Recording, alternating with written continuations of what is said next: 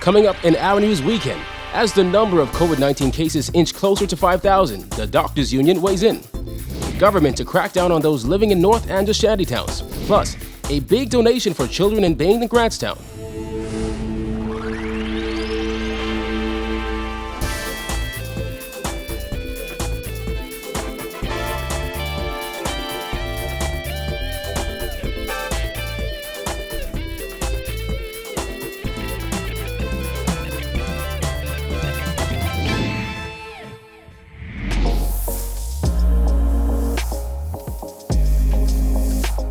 Our News is brought to you by Alive. Welcome to Our News, the weekend edition. Thank you for joining us. I'm Kyle Joaquin. It may be time for the Bahamas to look at different ways to generate revenue, according to the Bahamas Doctors Union president, who said the high number of COVID-19 cases in the Bahamas puts the country at a disadvantage when trying to attract visitors. Here's Julian Gray. Bahamas Doctors Union President Dr. MELISANDE BASSETT said tourism officials may not have had a choice but to remove the vacation in place stipulation as the surge in COVID-19 cases in the Bahamas puts us at a disadvantage. Now that we are at a place where our numbers are high and we're trying to reduce that and to get in revenue, we are forced to put in measures that make it easier for persons to travel while still protecting our own citizenry. It would be difficult for somebody to stay under quarantine for 2 weeks. You yourself, I'm sure, would have probably wanted to vacation somewhere, and the thought of having to spend 2 weeks in a hotel or somewhere else where not being able to move is sort of not very attractive. As of November 1st, visitors will be required to test upon arrival, and then 4 days later. Dr. Bassett questioned how that new system will work, adding it remains to be seen how successful the new measure will be. How do you monitor these people? How do you follow them? Will we develop a more robust tracking system, tracking app to account for where these persons would have been, whom they would have encountered? That's important. I know you would have seen stories on how Jamaica treats its visitors. That's via an application, and they know when you've left your compound or left somewhere, and it's very stringent. It's very well monitored. If we can't get to that point, I don't think we should start. Dr. Bassett said no one knows how long the virus will be with us. So while the lockdowns are supported, the Bahamas must look in multiple directions. And that means finding a mechanism that works in the event of further spikes. Because what happens if we do open the borders and we don't get the influx or the tourists that we hope to get, and it has the reverse. After we've had a lockdown, we've decreased the numbers, and then we have another spike. So we need to find a mechanism that works, that allows us to still function if we do have spikes. The Doctors Union president said she thinks it's time for the Bahamas to think of more innovative ways to generate revenue. We were in an enviable position before, when we had 0 cases and people were clamoring to come to the Bahamas. I think we've lost that advantage. So we have to think of innovative ways to generate revenue. That may take time, but I think the government needs to put a think tank together, whether it's agriculture, whether it's fisheries, to ramp up some area to garner some income, because this virus is not going to go away anytime soon. And opening the borders may not be the solution to this. Reporting for Our News Weekend, I'm Jillian Gray. While the number of confirmed cases of COVID-19 inching closer to 5,000, the Ministry of Health yesterday reported an additional 91 confirmed cases, pushing the total to 4,955. 82 of those new cases were confirmed on New Providence, 1 on Grand Bahama, 1 on Bimini, and 7 with locations pending.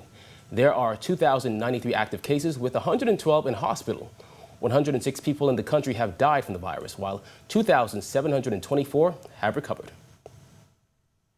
Well, PLP leader Philip Davis is calling on the government to stop blaming Bahamians for the spike in COVID-19 cases. Davis said it's the government's mishandling of the COVID-19 crisis that is to blame. Here's Jasmine Brown.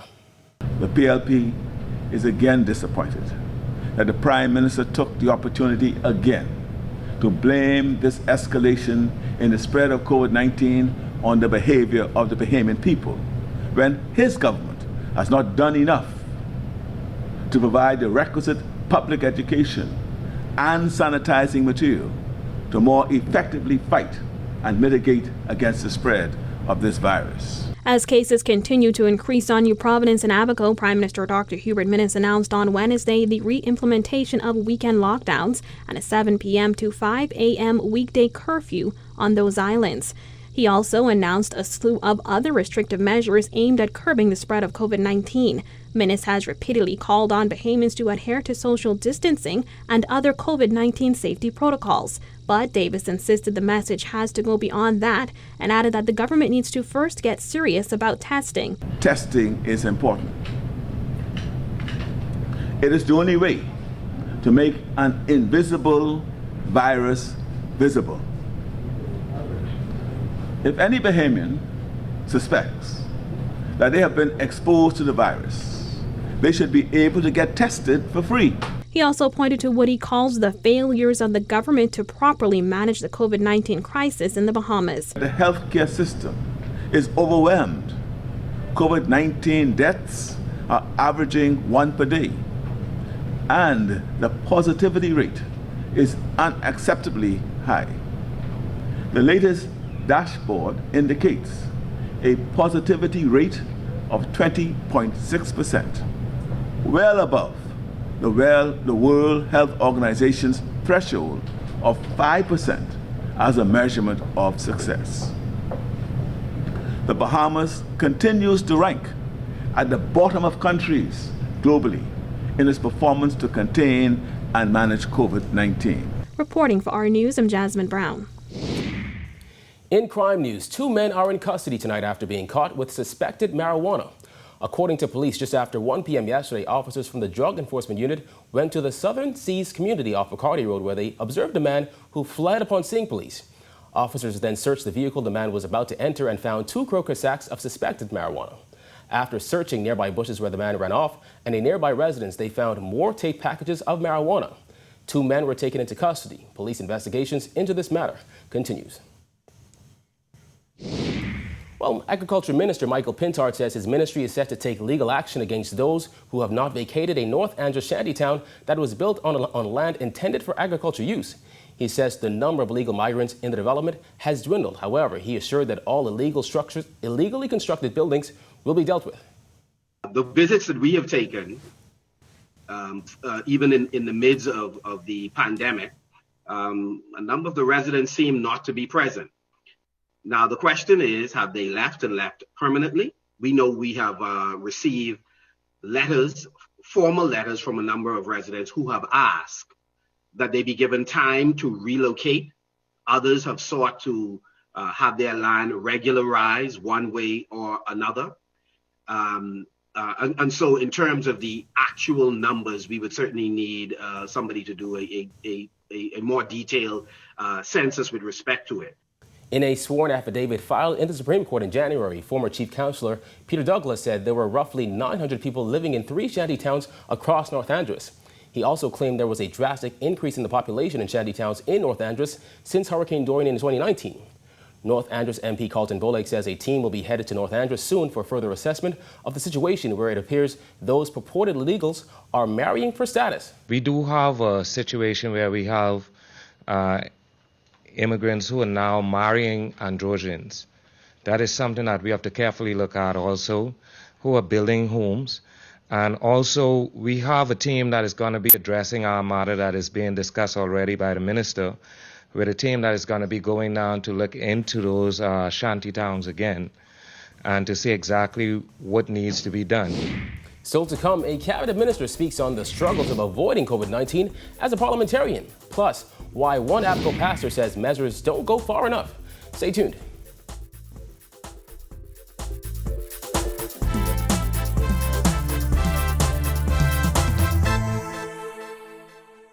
This is a huge deal. NFL Sunday Ticket is back, only with Rev Trio. All day football, all day Sunday. Enjoy all the benefits of Trio with a huge extra. Never miss a game with NFL Sunday Ticket, included in your Rev Trio bundle. All you have to do is opt in. TV, phone, and internet starting at just $99. Call 601-8992 to sign up now. Visit www.rev.bs/promotions for details.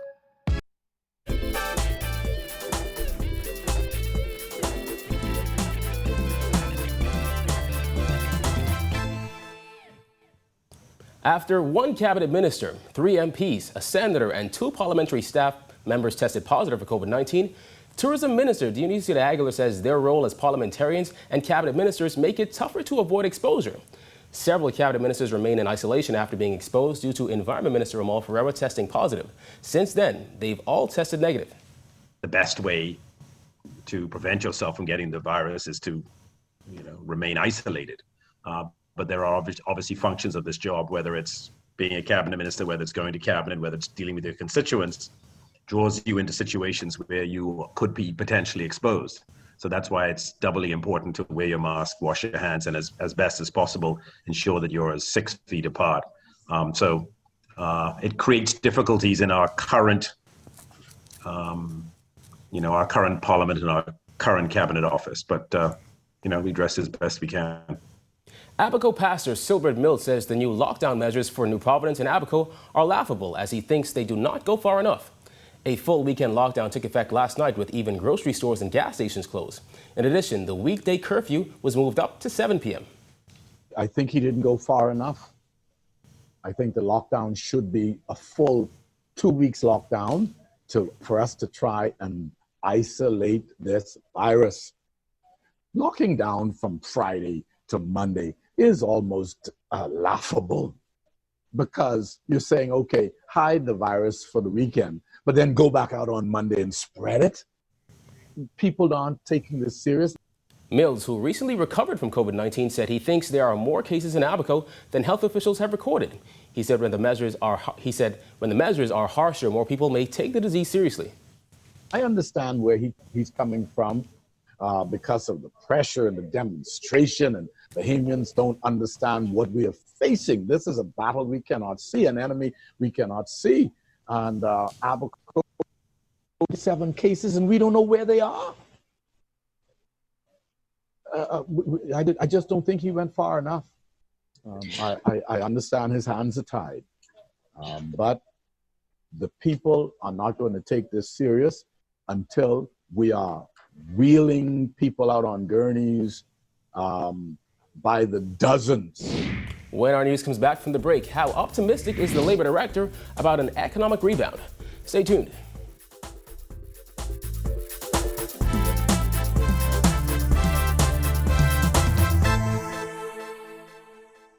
This is a huge deal. NFL Sunday Ticket is back, only with Rev Trio. All day football, all day Sunday. Enjoy all the benefits of Trio with a huge extra. Never miss a game with NFL Sunday Ticket, included in your Rev Trio bundle. All you have to do is opt in. TV, phone, and internet starting at just $99. Call 601-8992 to sign up now. Visit www.rev.bs/promotions for details.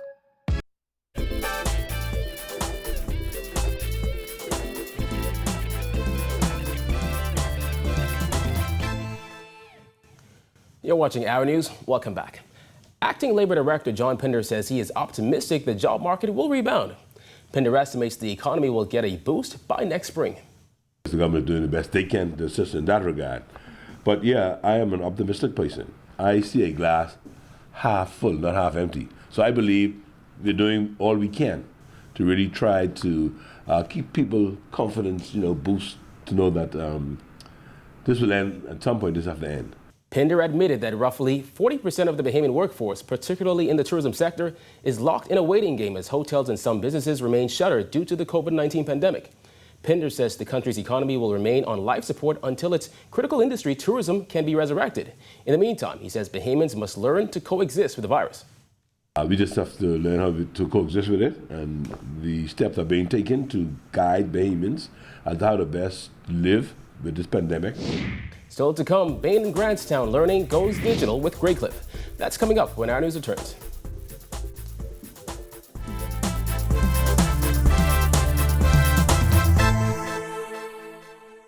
This is a huge deal. NFL Sunday Ticket is back, only with Rev Trio. all day football, all day Sunday. Enjoy all the benefits of Trio with a huge extra. Never miss a game with NFL Sunday Ticket, included in your Rev Trio bundle. All you have to do is opt in. TV, phone, and internet starting at just $99. Call 601-8992 to sign up now. Visit www.rev.bs/promotions for details.